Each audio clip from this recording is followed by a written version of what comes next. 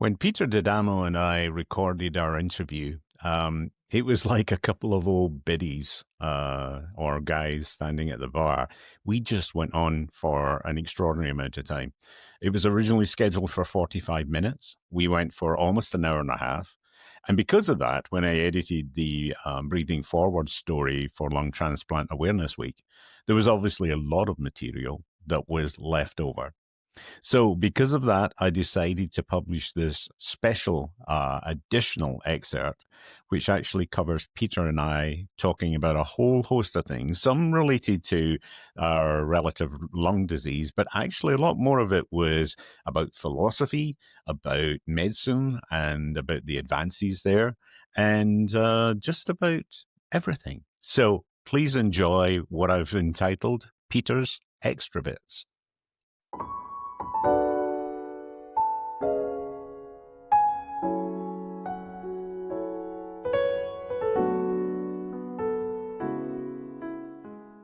I've already completed an interview about 50 minutes with Jenny McFarlane.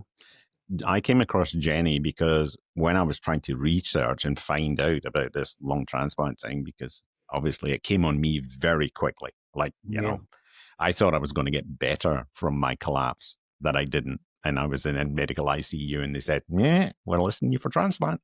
And that was it. And nobody had discussed transplant in any serious context before that moment. Whereas Jenny had lived with cystic fibrosis since an infant and had always known that that was going to be her destination. But she created a podcast and she's got about 150 odd sessions that she's recorded, all related to solid organ transplant. So it's not exclusively lung transplant, but there's a large proportion of lung transplant because that's her story. And she interviewed me sort of like about 6 months post-transplant. And I gave her my story. And the episode is called When You're Going Through Hell, which is from the country song about when you're going through hell, keep on going. And so from that perspective, that was kind of the theme of my story. But Jenny is very, very interesting because she started a foundation. She had very humble background. She's married to an ER nurse, male nurse. And, from her perspective, I just wanted to return the favor to Jenny. And she was very gracious and came on. And it was kind of fascinating because, again, we focused on her story. The other person I'm interviewing is a guy that I actually worked with back at Allscripts. And for a very brief period, like 6 weeks, he was my boss. And so I got to know him a little bit then. And then I kind of stayed kind of casually in contact as an acquaintance, professional acquaintance through the next kind of sort of like maybe 10 years. But hadn't really any real connection with him, bumped into him at conferences a couple of times, but that was it. After I had put out about my story on LinkedIn and shared that I had had a lung transplant, he reached out to me and said, can we talk? And I was like, sure. And so set up a call. Suddenly he tells me his brother has advanced IPF and he does. His brother is petrified about having a lung transplant. And because of that, he's petrified about it. But they know a lot because they are, sort of monozygotal twins. Right. Wow. And they both fell off a cliff with their disease process at the same time. Subsequently, they've both had a lung transplant in the last year. And so they both had double lungs and they are both doing exceptionally well in their recovery. But they had already been diagnosed with short telomere. So they put that down to that. And it's so weird that the clock ran out on both of them genetically at the same time, because they obviously had lived, environmentally different lives after being teenagers. So very, very interesting that at a cellular level. And I hope Mayo Jacksonville, which is where his brother was being cared for, and Duke, which is where Dean is being cared for, are somehow cooperating in terms of, what's the linkage here? Because, I think that you probably appreciate that's an incredibly rich set of data to play around with in terms of at a cellular genetic level, what's going on with IPF in that setting. I worked So with a I'm guy named, interviewing Dean about that. I worked at Brigham with a Benjamin Raby because of the connection to my father having IPF and passing away from it. So they did the standard, well, they did the telomere studies, but they also did a extensive um, genetic analysis for the major components that have been associated with IPF. But most of them have, it's kind of a incestuous relationship because they Mm, do studies on the telomeres, and then the genes they look at have to do with telomeres. So they're yeah, not really looking at genetic factors that are independent of telomeres, which I think would be yeah, more interesting. yeah. But anyway, I have what's called a PARN variant, PARN, and I have a heterozygous mutation there. And the wonderful hemonc that had grown so friendly with it, let's look up this thing and see what the story was. So they went to the Nomad database and said, what's the odds of this? And he came back. He said 1 in 800,000. He said have this, Mm, but again, it's only one part of a. There's a whole thing Turk and a whole bunch of other genes that plug into this to make the telomere structure, and really nobody knows what the impact is. I mean, according to everyone who's ever heard about me and my telomeres, I should have been white when I was, you know, 35 years old. Now, if I mm, was to grow my beard out, 50% of it would still be dark, and I'm approaching 70. yep, So again, a lot of this is,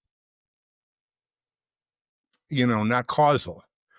yes. It's something else. It's something different.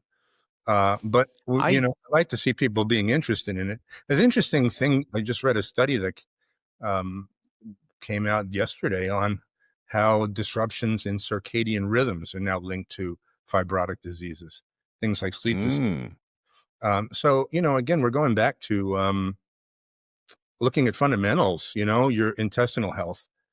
yep. They think there's a link between that and what are called inflammasomes, which are these parts of the immune system that sort of get ramped up and stay ramped up. So you put you in a kind of a pro-inflammatory state all the time. But anyway, the uh, Well, the, the bottom line. inflammation, yeah, inflammation is weird because again, throughout my adult life, I mean, I was big, probably obese, even as a late teenager.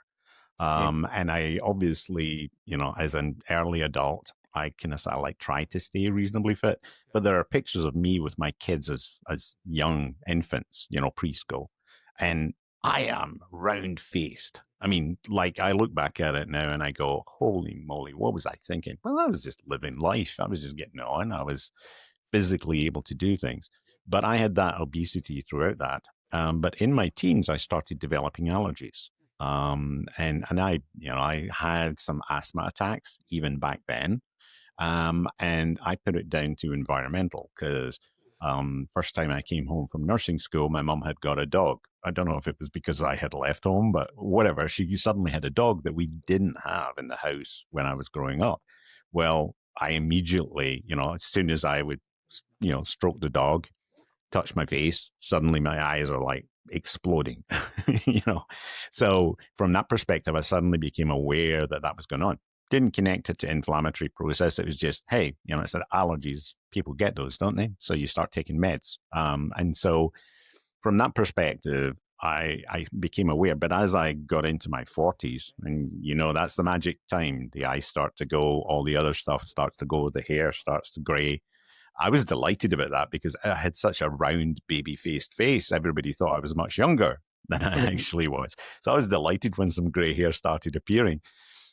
But I think that I became more and more interested in inflammatory process. And I think that's when, I came across your book or read synopsis. I'll admit I didn't read the whole book.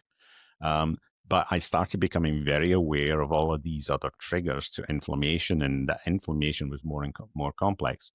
And ultimately, I was talking to somebody the other day about disease process and said it's really complicated.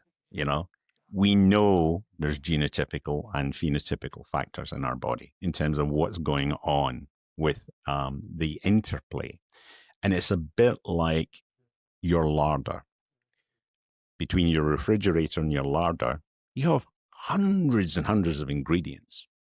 And you can take a recipe book that says, take these 6 things out of your larder and put them on your kitchen counter. And you can mix them together. And depending how you mix them together, how you treat them, in what order, you can create anything from a meringue to scrambled eggs. And I think that in my simplistic way of explaining to people why it's so complicated to understand is look at that. Take sort of that set of ingredients that you might have. And depending on how they mix together, interact, in what order, what's going on, our bodies are very much like that. It's very, very difficult to say that everybody is going to follow the same path, depending on the mix of things that happen, both from a genetic perspective, phenotypically, how we treat our body, the environment that we're exposed to. All of those things now interplay. And, also as science has advanced, we've learned genes are not set in concrete. They evolve in our bodies, through the cellular replication, and cellular replication is also damaging to, what's going on and how fast that's happening. But I think that explaining to lay people that kind of recipe analogy of take 6 ingredients and just try and sort of think of the many things that you could create out of those 6 ingredients, that gives you some idea that when you then make that millions of variables in the human body, why this can happen to some person and that can happen to someone else. And yet, based on what we know already, it's the same basic building blocks and ingredients that we're actually operating with, but how they're treated. This is an interesting observation for 2 reasons. You're probably familiar with this because you study systems, but there's what's called the small world phenomenon, which says, it's paraphrased as 6 degrees of Kevin Bacon. You can get from the actor Kevin Bacon to anyone else in 6 degrees. It turns out that you can produce any molecule from any other molecule by a maximum of 6 reactions. So you can go from something to anything you want in 6 reactions. And the interesting thing about the way that it plays out in terms of our differences, we know there's a thing called epigenetics, which is the non-genetic control of genetic expression. And I had written a book about this way back in 2006, and it was pilloried as being science fiction. Of course, now it's utter reality. And I wasn't even one of the investigators. I was simply reporting on what was being done. And they looked future casting, Peter, future casting. All the things that, I intimated at.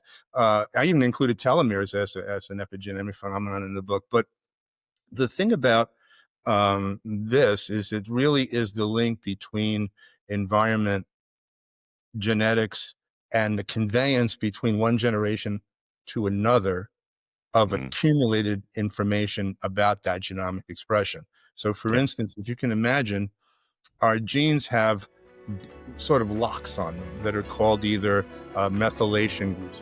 These are chemicals that sit at the front of the gene that kind of take the reading frame out or into production.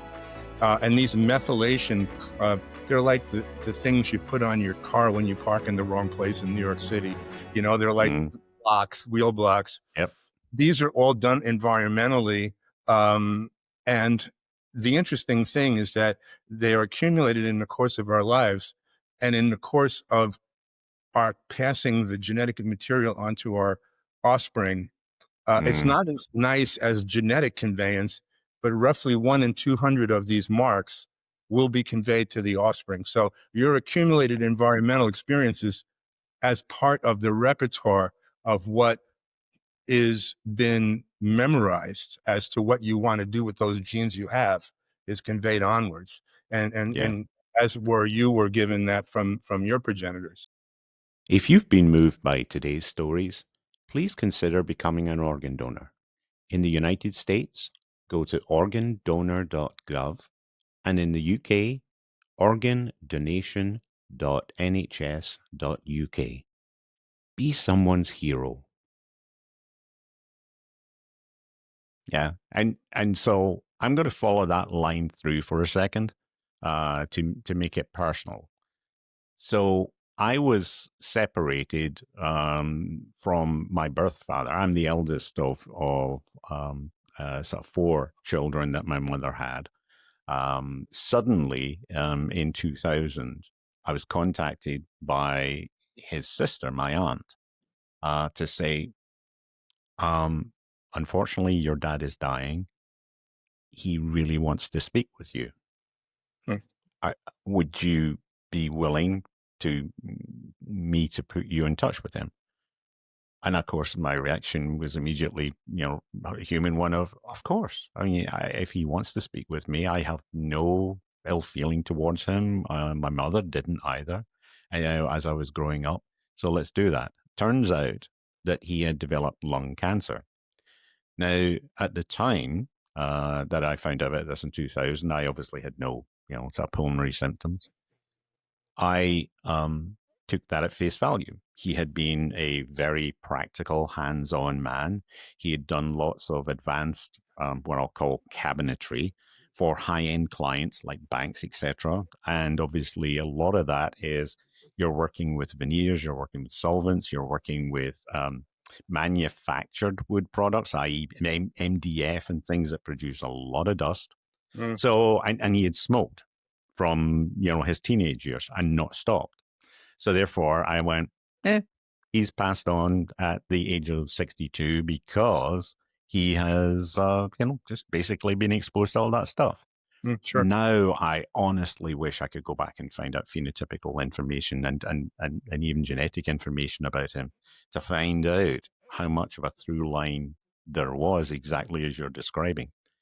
Now go to the other side of that path. My son has very advanced, sort of pancreatic disease that has resulted in, and I think I may have shared this, You did. us Yeah. moving here to Minnesota for him to have a total pancreectomy because the damage was so extensive. The Hmm. opinion of his doctors in Nashville was you wake up every morning with a three-sided dice as to whether you're going to develop cancerous cells, Hmm.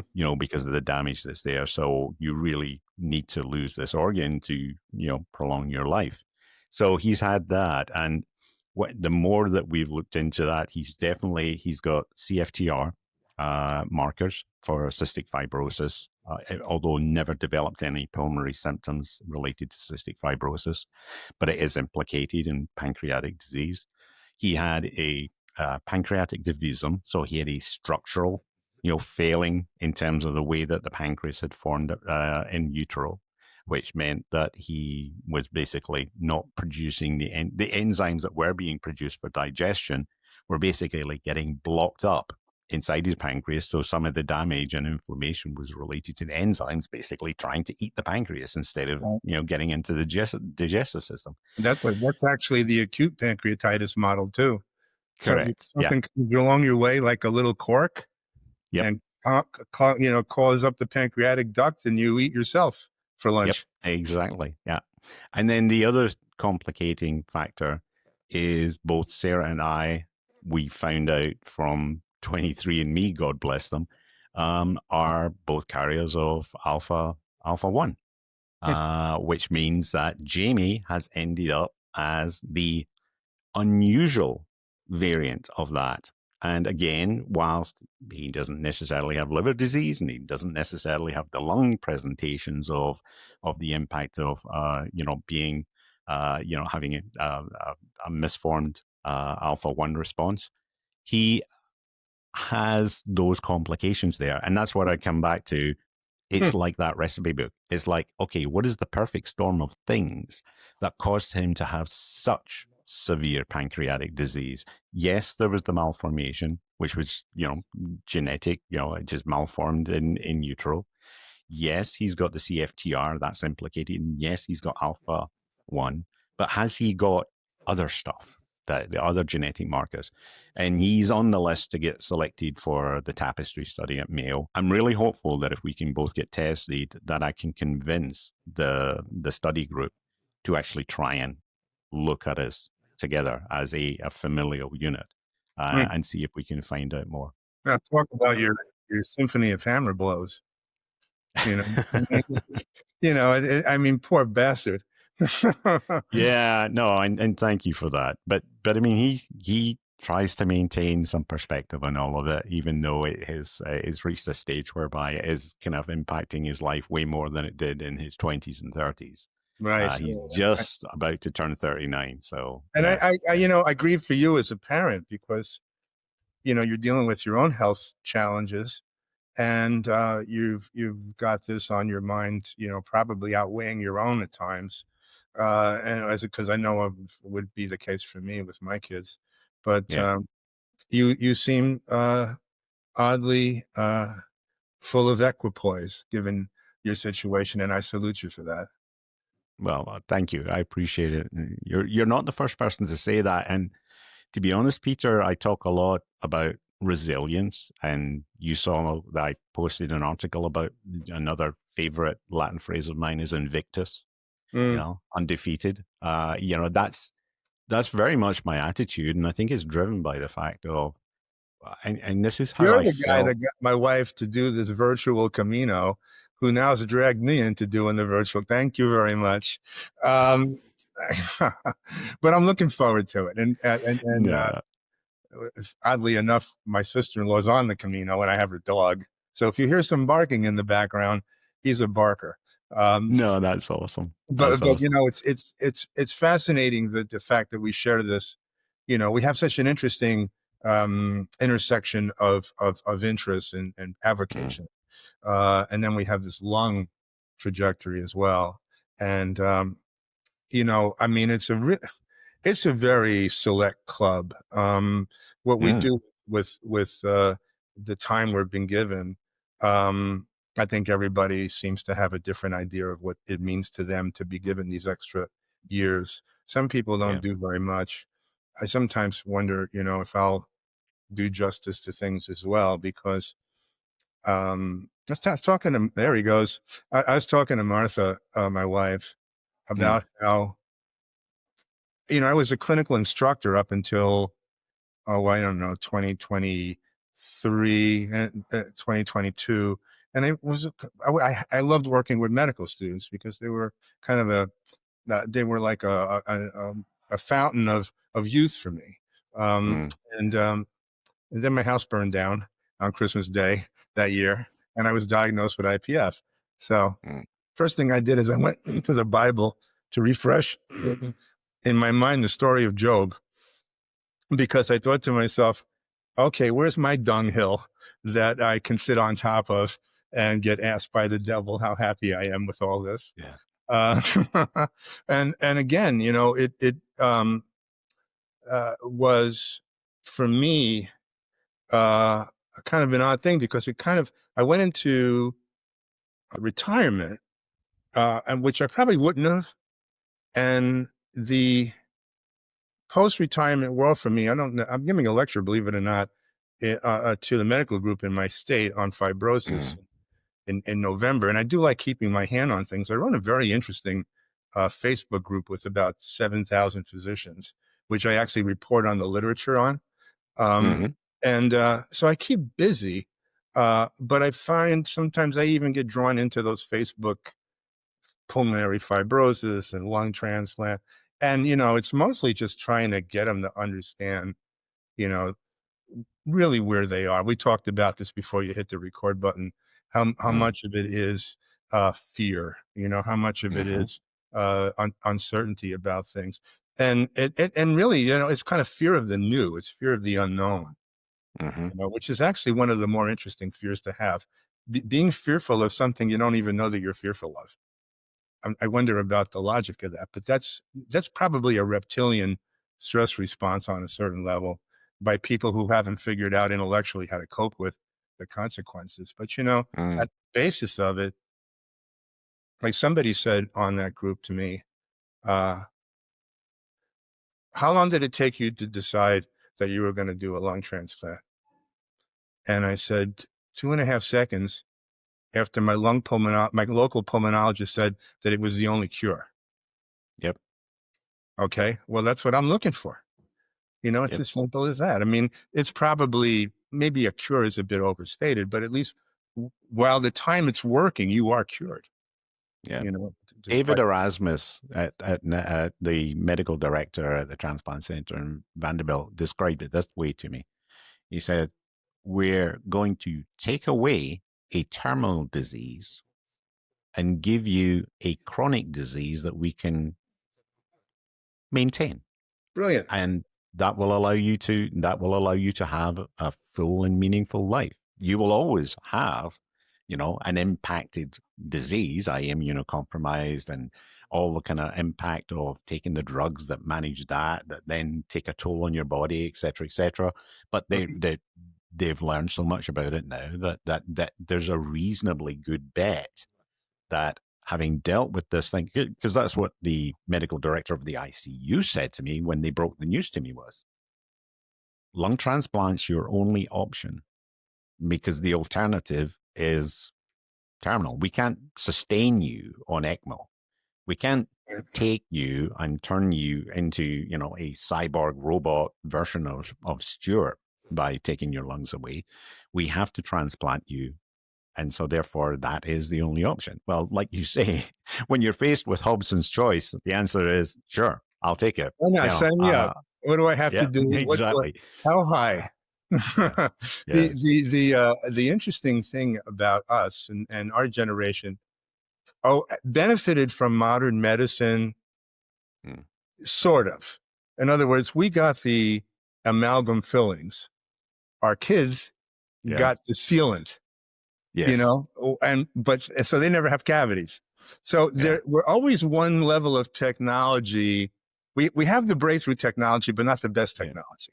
yeah, Now you look at the lung transplant thing, and today I was reading an article about something called decellularization, re-cellularization. mm, And this is going to be, in my estimation, how the kids who got their teeth sealed are going to get organs in the future. Because what they do, and right, they've already proved this, they can take an organ from a cadaver or from another species and completely take the organ down to the extracellular matrix, the yep, glue that holds the cells together, and then reconstitute it with germ cells from the recipient. yep, No rejection, nothing. So again, this of course gets away from, is he dead? Is he not dead? yeah, You can be completely dead and still do yeah, this. yeah. So again, this is us with our lungs and our amalgams, and this will be something else where we look at this world where you'll Well, and get. and that's it. I think I shared with you in a previous conversation my love of science fiction, big Star Trek and Star Wars, all genres, and I tend to typically consume more visually these days rather than reading. But I did read all the kind of classic kind of Asimov stuff. Oh, that's a hard work. It's hard work reading Asimov. I much prefer the movies. But I Star read Trek, as a young man. I read a lot of Asimov.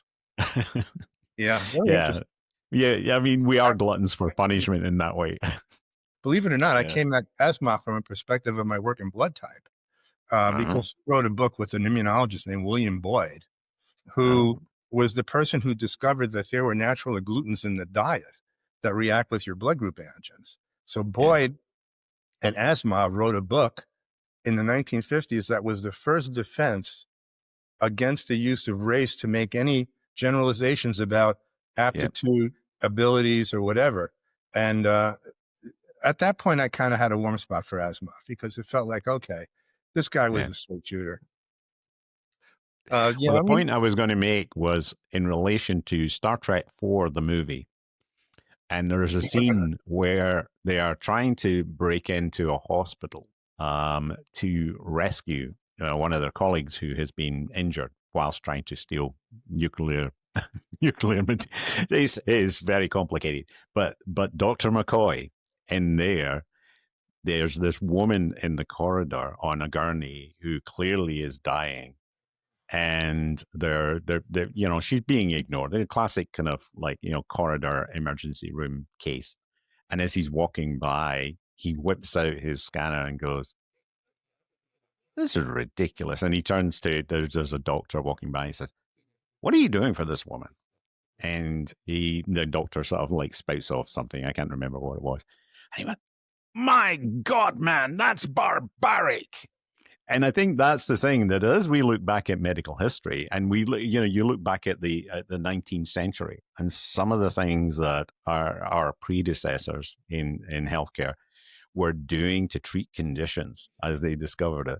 And we go, oh my goodness, that, like you go to the Lister Museum or any of these kind of Right. medical museums, and you look at the practices and the instruments, and you go, holy moly, those are instruments of torture. And it's not, that was state of the art then. And so I think you're correct, is as we go forward, there will be people who look back at now and go, you people were so stupid I and know. basic. And How, yeah, how, how yeah. did you, how did you think that putting an organ from somebody else was the solution to the issue? Well, that's all we could think of at the time, unfortunately. Exactly. There was an interesting I, TV show called The yeah. Nick. And if, Mm-hmm. I don't know if you ever saw that, it was Yes, I about a did. hospital Yeah. at the 1900s where, they had to do a uterine removal with a stopwatch because they hadn't figured out blood typing and also. And Yeah. it was a good show until it kind of went off the rails at the end there. But Yeah, they got kind of lost in in the surgeon's drug addiction aspect of yeah, it things, and was that like, got very dark. and then all of a sudden, one of the black physicians is a prize fighter, and it's like, what's Yeah. going on here? But anyway, Yeah. I thought it was, that first couple of episodes I thought were just so cool. And again, you realize that th- talk, we've really never had a leap in our knowledge to really equal that time period because Mm, the achievements were so easy to get. Germ theory, basic mm, immunology, basic blood grouping. Now everything we've done all the easy stuff, unfortunately, yeah. and now we're left with, little tiny baby steps here and there. And I mean, it's amazing to see what um, we're capable of with regard to, you know, our business information. I mean, Mm, I love how, you can read a medical article now, and usually at the bottom of it is the Excel spreadsheets with all the data. So if you want to yep. go through them, here it is. And how, I've always loved how if I could, if I needed something from an author, you write them a nice letter. And I was writing a piece of software that was looking at how to change the microbiome by playing one species against another with certain foods and things. Mm-hmm. And the guy in Norway had produced a set of data on which bacteria tended to inhibit or encourage the other bacteria. So it was a relationship thing. And I wanted to get it. So I wrote him a letter and, this is what I want to do. And if you would be so nice, writes me a beautiful letter back. He goes, yeah, and I did all the regressions for you while I was at it because I wanted to get it all cleaned up for you. And it's like, this is a wonderful world we live in,